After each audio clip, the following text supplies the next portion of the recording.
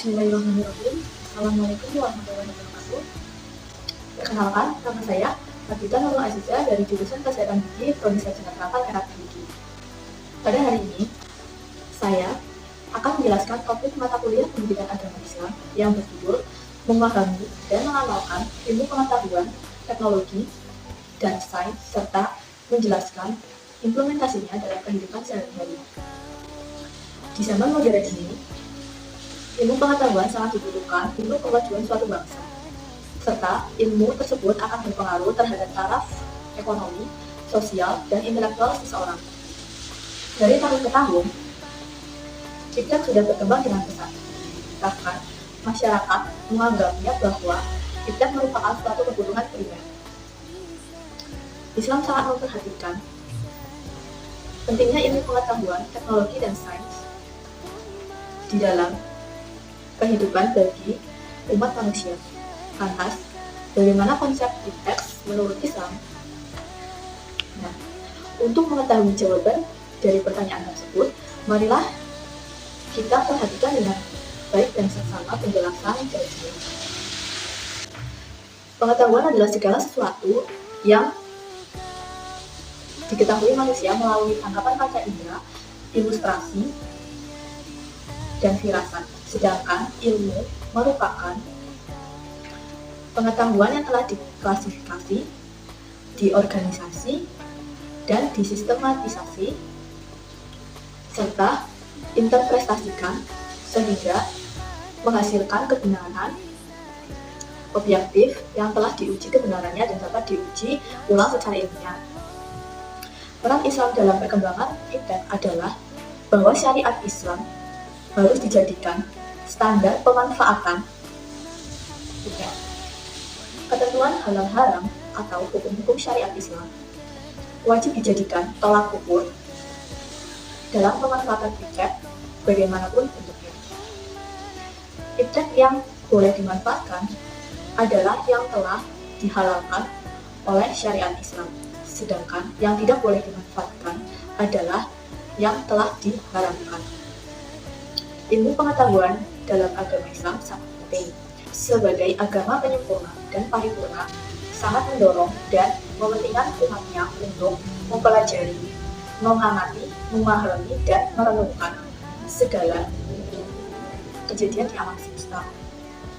Dengan kata lain, Islam sangat mementingkan pengembangan ilmu pengetahuan dan teknologi, berbeda dengan pandangan bangsa Barat yang melandasi perkembangan iptek hanya untuk kebutuhan duniawi. Maka Islam mementingkan penguasaan iptek untuk menjadi sarana ibadah atau pengabdian muslim kepada Allah Subhanahu wa Ta'ala. Pada dasarnya, kita hidup di dunia ini tak lain adalah untuk beribadah kepada Allah. Diwajibkan untuk manusia dalam mencari ilmu sebagai bekal kelak di dunia dan di akhirat. Tentunya, beribadah dan beramal harus berdasarkan ilmu yang ada di Al-Quran dan Al-Hadis. Orang yang berilmu mempunyai kedudukan yang tinggi dan mulia di sisi Allah Subhanahu wa Ta'ala dan masyarakat. Al-Quran menggelari golongan ini dengan berbagai gelar mulia dan terhormat yang menggambarkan kemuliaan dan ketinggian kedudukannya mereka di sisi Allah Subhanahu wa Ta'ala dan makhluknya. Lantas, apa saja implementasinya dalam kehidupan sehari-hari dalam Islam? Implementasi yang pertama yaitu adanya kemudahan untuk berangkat haji atau kemudahan untuk mendatangi kota Mekah. Karena pada zaman Rasulullah SAW, saat beliau ingin mengunjungi kota Mekah, beliau harus menempuh jarak yang berpuluh-puluh kilometer dengan berjalan kaki atau dengan menggunakan seekor unta. Sedangkan pada zaman modern ini, kita sudah difasilitasi dengan adanya pesawat terbang yang bisa mengantarkan para jemaah haji menuju ke kota Mekah. Dengan adanya perkembangan ilmu pengetahuan dan teknologi serta seni, pada zaman ini banyak sekali muncul inspirasi-inspirasi baru. Contohnya yaitu berupa arsitektur bangunan yang lebih mudah. Bisa kita lihat pada arsitektur bangunan-bangunan di kota Mekah sekarang jauh lebih mudah dibandingkan pada zaman Rasulullah SAW. Implementasi yang selanjutnya yaitu adanya Al-Quran digital yang memudahkan seseorang dalam mempelajari Al-Quran. Contohnya akan saya putarkan di video berikut.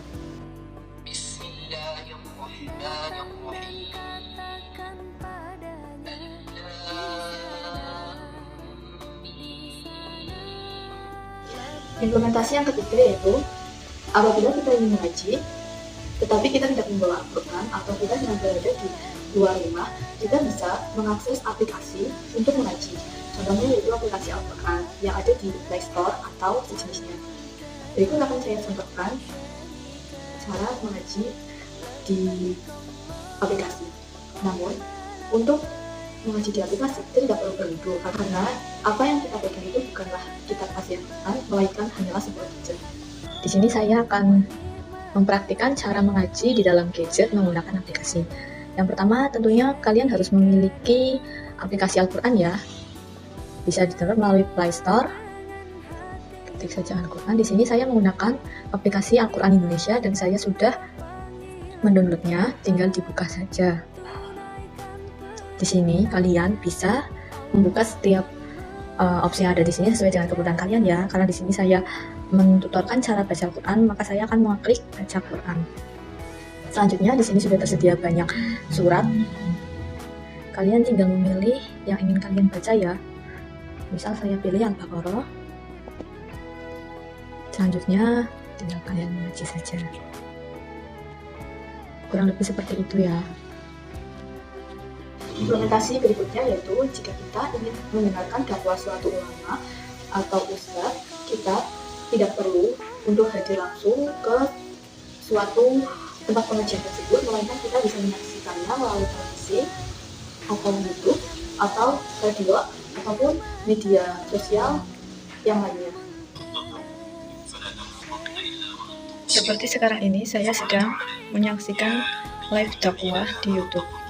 Ini adalah implementasi dari perkembangan ipteks dan seni menurut Islam. Demikian penjelasan dari saya. Apabila terdapat kesalahan dalam penyampaian materi dan juga apabila terdapat tutur kata saya yang kurang berkenan, saya mohon maaf. Terima kasih atas perhatiannya. Wassalamualaikum warahmatullahi wabarakatuh.